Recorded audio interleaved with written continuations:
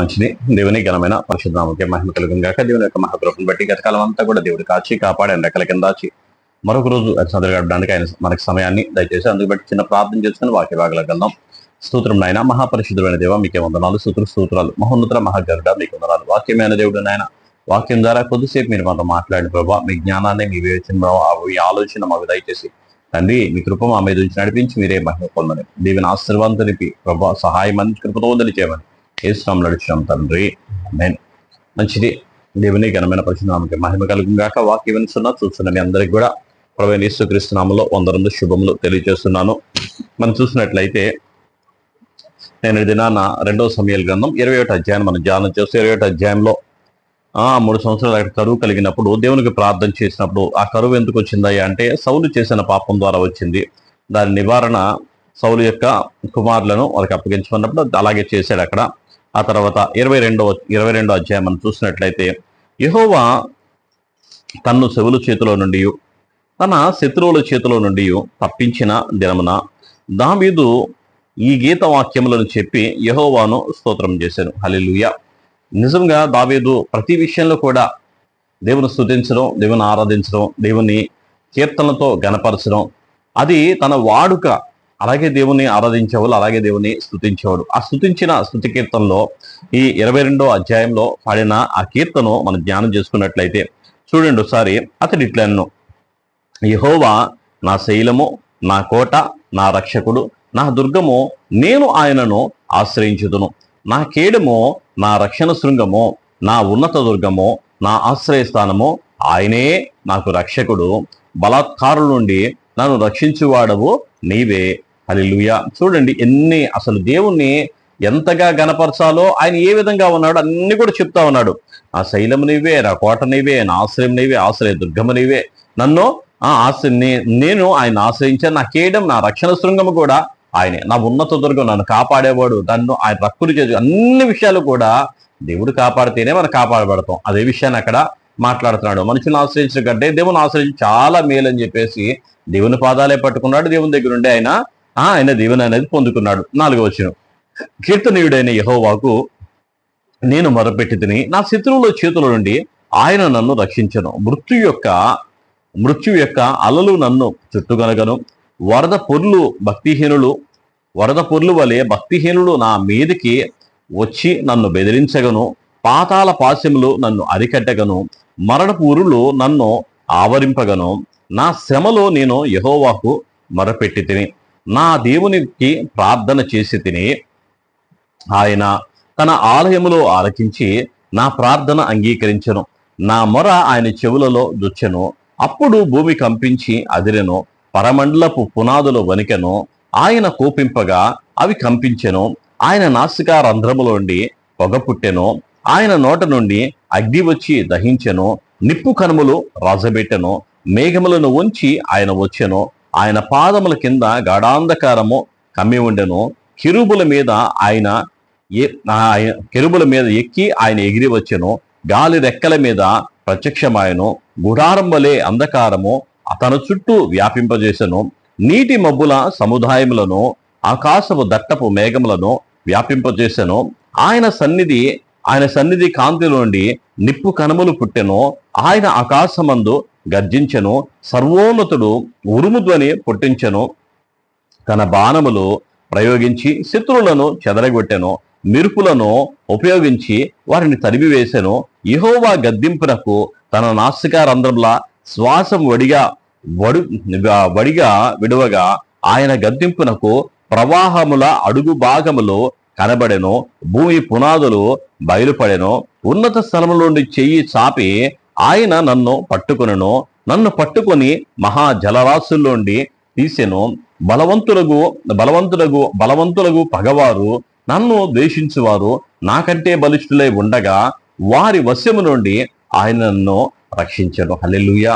దేవుడు దావీదు జీవిత కాలంలో చేసిన ఎన్నో అంశాల గురించి ఆయన నేను యుద్ధానికి వెళ్ళినప్పుడు శత్రువులను కలవరపరుస్తూ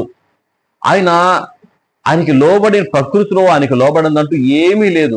సమస్తము కూడా ఆయన దిగి మేఘాల మీద మేఘాలు ఉంచి ఆయన దిగి వచ్చినప్పుడు మెరుపుల నాసికారంధ్రాలు వచ్చినప్పుడు అగ్ని వారి కాల్చి వేస్తున్నప్పుడు అవన్నీ కూడా చూస్తా ఉన్నాడు. ఒక్కసారిగా తుఫాన్ రావడం, ఈయనే యుద్ధానికి వెళ్ళినప్పుడు తుఫాన్ వచ్చి ఆ శత్రువులందరూ పడిపోవడం, ఆ శత్రువులందరితో యుద్ధం చేయడం, అలాంటి ఎన్నో సంఘటనలు తన జీవితంలో ఈయన యుద్ధానికి వెళ్ళేటప్పుడల్లా కూడా ప్రార్థన చేస్తున్నాడు. అయ్యా, నువ్వే నాకు ఆశ్రయదుర్గం, నువ్వే నాకు ఆశ్రయపురం, నీవే నాకు దేవుడు, నీవే నా కేడవు, నీవే నా శృంగం, నువ్వు తప్ప నాకేమీ కూడా లేదు అనుకొని దేవుని స్తుతిస్తూ ప్రార్థన చేస్తున్నాడు. ఈయన పక్షాన, దావీదు పక్షాన ఎన్నోసార్లు సౌలు తరుముతా ఉన్నప్పుడు దేవుడు సహాయం చేశాడు, శత్రువు తరుముతా ఉన్నప్పుడు కూడా సహాయం చేశాడు. దావీదు వెళ్తూ ఉండగా దేవుడే ఆయనతో పాటు వచ్చి ఆ శత్రువులందరూ కూడా తరమడానికి తుఫాను రేపాడు. అలాగే మెరుపులు పుట్టించాడు. ఆయన నాసికారంధ్రాల్లోని గాలి వాయువులు వచ్చి వాళ్ళందరూ కూడా చెదరగొడుతుండగా ఆ భయానికి పారిపోయిన పరిస్థితులు కూడా దావీదు చూశాడు. దావీదు అవన్నీ కూడా గమనిస్తా ఉన్నాడు.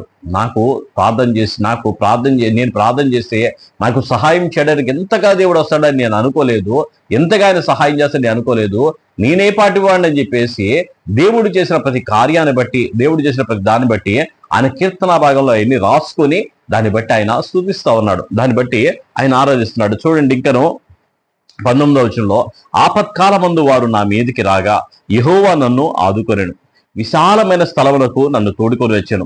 నేను ఆయనకు ఇష్టుడను గనుక ఆయన నన్ను తప్పించెను. నా నీతిని బట్టి ఆయన నాకు ప్రతిఫలమిచ్చెను, నా నిర్దోషత్వమును బట్టి నాకు ప్రతిఫలమిచ్చెను. యెహోవా మార్గములను నేను అనుసరించున్నాను, భక్తిహీనుడనై నా దేవుని విడిచిన వాడను కాను. ఆయన న్యాయవిధులు అన్నిటినీ నేను లక్ష్య పెట్టుచున్నాను, ఆయన కట్టడలను తుడిసివేసిన వాడను కాను. దోషక్రియలు నేను చేయనొల్లకుంటిని, ఆయన దృష్టికి యథార్థుడనైతేనే. కావున నేను నిర్దోషినై ఉండుట యెహోవా చూచెను. తన దృష్టికి కనబడిన నా చేతుల నిర్దోషత్వమును బట్టి నాకు ప్రతిఫలమిచ్చెను. దయగలవారి ఎడల ఆయన దయ చూపించును, యథార్థవంతుల ఎడల నీవు యథార్థవంతుడుగా వద్దువు. సద్భావము గలవారి ఎడల నువ్వు సద్భావం చూపువాడవు. మూర్ఖుడి ఎడల నువ్వు వికటముగా నుండువు. శ్రమపడు వారిని నీవు రక్షించదవు. గర్విష్ఠులకు విరోధివై వారిని అణిచివేయుదువు. యెహోవా, నీవు నాకు దీపమునై ఉన్నావు. యెహోవా చీకటిని నాకు వెలుగా చేయును. నీ సహాయము చేత నీ సైన్యములను జయింతును. నేను సైన్యములు జయింతును. నా దేవుని సహాయం వలన నేను ప్రాకారములను దాటుదును. దేవుడు యథార్థవంతుడు, యెహోవా వాక్కు నిర్మలము. ఆయన శరణు జొచ్చు వారందరికీ ఆయన కేడము. యెహోవా తప్ప దేవుడేడి? మన దేవుడు తప్ప ఆశ్రయదుర్గమేది? దేవుడు నాకు బలమైన కోటగా ఉన్నాడు. ఆయన తన మార్గమందు యథార్థవంతులను నడిపించును. ఆయన నా కాళ్ళను జింక కాలవలె చేయును. ఎత్తైన స్థలం మీద నిలుపును. నా చేతులకు యుద్ధం చేయ నేర్పువాడు ఆయనే. నా బాహువులు ఇత్తడి విలును ఎక్కుబెట్టును. నీవు నీ రక్షణ కేడమును నాకు అందించదు. హల్లెలూయా అని అంటూ ఉన్నాడు కదా. దేవుడు నాకు ఎంతో సహాయం చేస్తున్నాడు. అంత సహాయం చేయడానికి కారణం ఒకటే. ఏంటి ఆ కారణం అంటే, నేను నిర్దోషిగా ఉన్నాను, నేను దేవుని ఎదుట యథార్థంగా ఉన్నాను, నేను దేవుని యందు భయభక్తులు కలిగి ఉన్నాను. ఆయన అన్ని చూస్తున్నాడు. ఆయన నాకు నటించే గుణం కానీ అటువంటి మనస్తత్వం నాకు లేదు. నేను ఎక్కడ ఉన్నా యథార్థంగా ఉండో ఆయన నన్ను చూస్తున్నాడు. నా నిర్దోషత్వాన్ని బట్టి, నా యథార్థతను బట్టి ఆయన నాకు సహాయం చేశాడు. ఎందుకంటే నిర్దోషులను, యథార్థవంతులను ఆయన తోసివేసేవాడు కాదు. ఆయన కంపల్సరిగా ఆయన సహాయం చేస్తాడు. అలాగే నాకు సహాయం చేశాడు. ఆయన చేసిన సహాయం అంతా కాదు అని చెప్పేసి ఆయన తన యొక్క దేవుని సందులో అతను ఎలా ఉన్నాడో, తన భక్తి జీవితం ఎలా ఉందో అవన్నీ కూడా చెబుతూ అవన్నీ మాట్లాడుతూ దేవుడు ఎంతటి వారినైనా సరే, ఎంతటి శత్రువులైనా సరే ఎదిరిస్తాడు. ఆయన ఆశ్రయించిన వారిని, ఆయన చల్లదూచిన వారిని ఆయన విడిచిపెట్టేవాడు కాదు, ఆయన వదిలిపెట్టేవాడు కాదు. ఆయన కృప ఎప్పుడు కూడా నిరంతరపడింది. ఆయన మీద ఆధారపడిన వారి మీద ఎప్పుడు కూడా దయ చూపేవాడే కానీ తోసివేసేవాడు కాదు. నీ సాత్వికమును నేను గొప్ప చేయదు. 37వ వచనం, నా పాదములకు చోటు విశాలపరుచుదువు, నా చీలమండలు బెనకలేదు. నా శత్రువులను తరిమి నాశనము చేయుదును. వారిని నశింపచేయ వరకు నేను తిరగను. నేను వారిని మృంగివేయుదును, వారిని తుత్తునీయులుగా కొట్టుదును. వారు నా పాదముల కింద పడి లేవలేక ముందురు. యుద్ధమునకు బలము నీవు ధరింప చేయుదువు, నా మీదికి లేచిన వారిని నీవు అణచివేయుదువు, నా శత్రువులను వెనకకు మల్లజేయుదువు, నన్ను ద్వేషించు వారిని నీరు నిర్మూలము చేయుదును. వారు నన్ను చూతురు, కానీ రక్షించువాడు ఒకడు లేకపోయెను. నా వారు యెహోవాకు కనిపెట్టుకొనినను ఆయన వారికి ప్రత్యుత్తరం ఇయ్యకుండును. నేను దూరివలే వారిని నలగగొట్టెదను, పొడిగా వారిని కొట్టెదను, వీధిలో పెంటవలే నేను వారిని పారబోసి అనగద్రొక్కెదను. నా ప్రజల కలహములలో పడకుండా నీవు నన్ను విడిపించెదవు. జనులకు అధికారిగా నన్ను నిలిపితివి. నేను ఎరగని జనులు నన్ను ప్రేమించెదరు. అన్యులు నాకు లోబడినట్టు వేషం వేయుదురు. వారు నన్ను గూర్చి విరిన మాత్రము చేత నాకు విధేయులగుదురు. అన్యులు దుర్బలులై వణుకుచు తమ దుర్గములను విడిచి వచ్చెదరు. యెహోవా జీవము గలవాడు, నా ఆశ్రయ దుర్గమైన వాడు స్తోత్రారుడు. నాకు రక్షణాశ్రయ దుర్గమైన దేవుడు మహోన్నతుడగునుగాక. ఆయన నా నిమిత్తము ప్రతిదండన చేయు దేవుడు, ఆయన నా నిమిత్తం పగ తీర్చు దేవుడు. ప్రజలను నాకు లోబర్చువాడు ఆయనే. ఆయన నా శత్రువుల చేతిలో నుండి నన్ను విడిపించును. నా మీదికి లేచువారి కంటే ఎత్తుగా నీవు నన్ను హెచ్చించుదువు. బలాత్కారము చేయువారి చేతిలో నుండి నీవు నన్ను విడిపించుదువు. అందువలన యెహోవా అన్యజనులలో నేను నిన్ను గనపరచుదును. నీ నామ కీర్తన గానము చేసేదను. నీవు నియమించిన రాజునకు గొప్ప రక్షణ కలగజేయుదువు. అభిషేకించిన దావీదును అతని సంతానమును నిత్యము కనికరము చూపువాడవు. హల్లెలూయా. దేవుని గురించి ఆయన పాడుతూ ఆయన యొక్క స్థితిని బట్టి నేను ఈ స్థితిలో ఉన్నాను అంటే కేవలం ఆయన తప్ప, ఆయన దయ తప్ప, ఆయన కృప తప్ప నాలో ఏమీ లేదు. నేను చేసిందల్లా ఒకటే, నేను చేసిన నా పనంటూ ఏదన్నా ఉందంటే దేవుని ఎదుట నేను నిర్దోషిగా ఉండాలని నిర్ణయించుకున్నా. దేవుని ఎదుట నేను యథార్థవంతుడిగా ఉండాలని నిర్ణయించుకున్నా. దేవుని యందు నేను భయభక్తులు కలిగి ఎప్పుడు కూడా ఆయన శరణు వచ్చి ఆయన పాదాల దగ్గర చోటు సంపాదించుకోవాలని నేను ఆయన దగ్గరికి వెళ్ళా. అయితే శత్రువులైన వారు, నన్ను పడగొట్టాలని వారు, నన్ను కాలు జారు చేయవారు అనేక రకాలుగా అన్ని ప్రయత్నాలు వారు చేశారు. ఇన్ని ప్రయత్నాలు వారు చేసినప్పటికీ కూడా నేను ప్రభు యొక్క చెంతలో ఉన్నాను, ఆయన శరణుజొచ్చి ఉన్నాను, ఆయన పాదాలు గట్టిగా పట్టుకొని ఉన్నాను, ఆయన రెక్కల నీడలో నేనున్నాను. కాబట్టి ఏ అపాయం కూడా నాకు కలగలేదు, ఏ విధమైన శ్రమ నాకు రాలేదు, ఏ విధంగా కూడా నన్ను శత్రువు ఎన్నిసార్లు నిర్మూలన చేయాలని చూసినప్పటికీ కూడా దేవుడు నాకు సహాయం చేశాడు.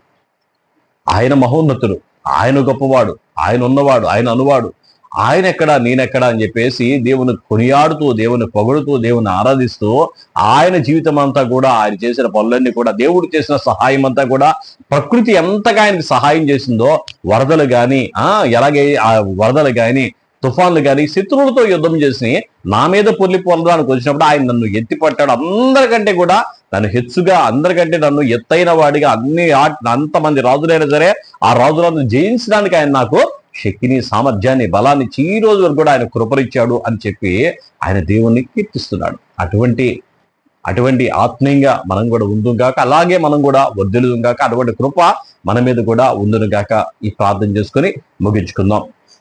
స్తోత్రం నాయన, మహాపరిశుద్ధుడు అయిన దేవ, మీకే వందనాలు, స్తోత్రాలు. మహోన్నత మహాదేవుడా, గొప్పవాడు నాయన, జీవం గల దేవుడు నాయన. ప్రభువా, అయా దావీదు తన జీవితంలో ప్రభువా, అయా తండ్రి నాన్న ఎన్నో ప్రభువా తండ్రి నాన్న, అయా యుద్ధాలు, ఎన్నో ప్రభావాలు ప్రభువా, ఎన్నో రకాలుగా ప్రభువా, అయా తండ్రి నాన్న సమస్యలో ప్రభా ఎన్నోసార్లు ఆయన కొండ గుహలో దాక్కునే పరిస్థితి వచ్చినప్పుడు ఆయన అయా నీవు చేసిన యుద్ధం నాయన, నీవు ఆయనకు చేసిన సహాయం నాయన, ఆయన ప్రభువా కీర్తిస్తూ కొనియాడుతూ నాయన, అయా ప్రభా యుద్ధాన్ని పంపించిన, యుద్ధంలో ప్రభువా అయా తను వరదలు పంపించిన ఆయన, తుఫాన్ రప్పించిన ఆయన, మెరుపులు పుట్టించిన ఆయన, శత్రువులకు నాయన భయము కలిగించిన ఆయన, వారికి పారిపోయేటట్టు చేసావని ప్రభువా అయా అవన్నీ జ్ఞాపకం చేసుకున్నాడు తండ్రి నాన్న. శత్రువుల గుండెల్లో ప్రభా తండ్రి నాన్న, అయా భయం బయలుదేరేలాగా ప్రభా తండ్రి నాన్న చేసిన వాడు నీవేరు ప్రభా అయా స్తుతిస్తున్నాడు ప్రభువా. అయ్యా నేనైతే నీ సందులో యథార్థవంతుడిగా, నిర్దోషిగా నేను ఉండాలని, నా నిర్దోషమును కనపరుచుకోవాలని ఎక్కువగా తాపత్రయపడ్డాను అని ప్రభా అయా దావీదు చెప్తున్నాడు ఆయన. అటువంటి జీవితం మాకు దయచండి, అటువంటి కృప దయచండి నాయన. అయా చదివి నాయన కాలు నాయన జారి పడ్డానికి నాయన, అయా కొంచెమే ఉంటుడుగా నాయన మీకు చేయి పట్టుకున్న దేవుడు నాయన. శత్రువు ఎన్నోసార్లు పడేయాలని ప్రభా చూసినప్పటికి నాయన మీ కృపతో జ్ఞాపకం చేసుకున్న దేవుడు నాయన. మీకు వందనాలు. మమ్మల్ని కూడా జ్ఞాపకం చేసుకుని వాక్యం చూస్తున్న ప్రతి వారు కూడా మీరు జ్ఞాపకం చేసుకుని దీవించి ఆశించి మీ సన్ని తోడుగా నడిపి సహాయం తెచ్చమని యేసు నామములో అడుగుచున్నాం తండ్రి. ఆమేన్.